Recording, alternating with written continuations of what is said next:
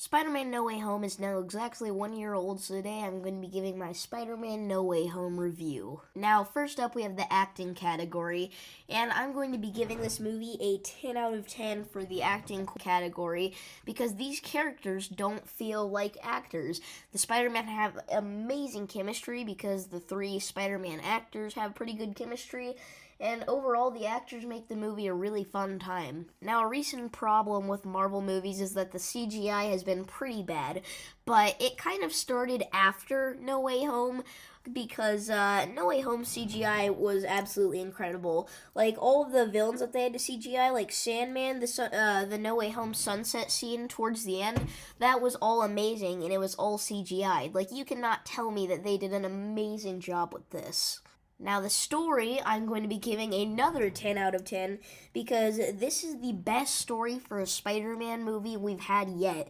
I love that Tom Holland's Spider Man finally had to suffer and learn to overcome it, and also, obviously, the three Spider Man getting together from other universes, the best idea that Marvel has ever had.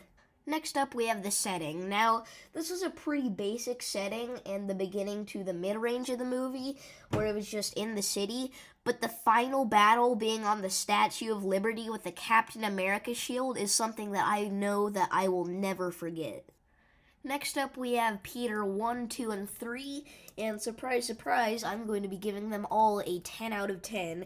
And I'm not just doing this because I'm a huge fan of Spider Man No Way Home, but because they really do deserve it. Peter 1 had to finally learn to suffer in this movie, and in the end sacrificed everybody that he loved knowing him just so that the world would be safe, which was a really selfless move. I also like the story of him. Not really. He didn't get the symbiote, obviously, but it kind of felt like he did. You know, he became hateful, and I mean the other two Spider-Men did as well, I guess, without the symbiote, kind of in their first movies. But we finally got that from Peter 1. Peter 2 and Peter 3 were absolutely amazing cameos. I can't really think of anything wrong with them, so it's hard to deduct points off of their score. And also, they're just there for some amazing comedic relief, and then obviously they helped out a lot in the final battle, and it was kind of cool to see them reunite with their villains as well. Speaking of villains, I'm going to be giving that category a 10 out of 10 as well. And here's the thing, I wasn't guaranteed to give that a 10 out of 10. They could have done some really dumb stuff. They could have put Hobgoblin, one of the worst Spider-Man villains in my opinion in this movie. Same exact thing with Venom from the Tobey Maguire universe and Rhino. Like, they cut out all the villains that nobody really cared about, which I think was really smart, and all the villains that they did include, they somehow managed to give them all enough screen time to kind of build up their character, which is absolutely amazing. Next up, we have other characters, and for this, I'm going to be considering the other main characters like MJ, obviously, Ned, Doctor Strange, Aunt May, pretty much all of the other main characters in the movie.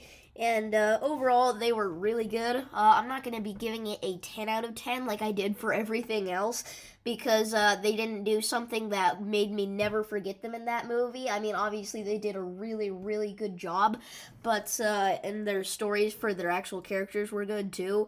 But I'm going to be giving them a 9 out of 10 because they're just great. Like, they're amazing. They're not exceptional. And then finally, we have runtime, and I'm going to be giving this category a 10 out of 10 because even though this is 2.5 hours, one of the longest movies in the MCU, at least they filled up that movie with. At least they filled it up with actually good content. Like, it needed to be 2.5 hours to be this good. Black Panther Wakanda Forever, 2 hours and 50 minutes. Did it need to be that long? Absolutely not. It was still a good movie, but the runtime really hurt it. But the runtime on this movie only helped it. So, overall, I'm going to be giving this movie a 99 out of 100, which might sound kind of crazy, but I've said this before and I'll say it again. This is my favorite movie. Actually, it may not be my favorite movie. I may have to go with like Endgame or Infinity War for something like that. But I don't know. It's up there in the top 3 MCU movies for sure.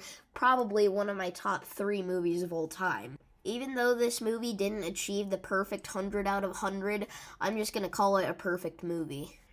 I don't think there is a movie that fills all of those categories with 10 out of 10. But yeah, I just did this in honor of Spider-Man No Way Home officially being 1 year old, and I haven't done a video on Spider-Man No Way Home yet, so I thought I might as well do it now because whenever I was whenever this movie came out, I wasn't doing Marvel videos, but now I am. So yeah, if you guys enjoyed this video, make sure to like and subscribe, and part 9 of Pokemon Scarlet will be coming out soon. Same thing with finishing my What If Season 1 series. I need to get that done.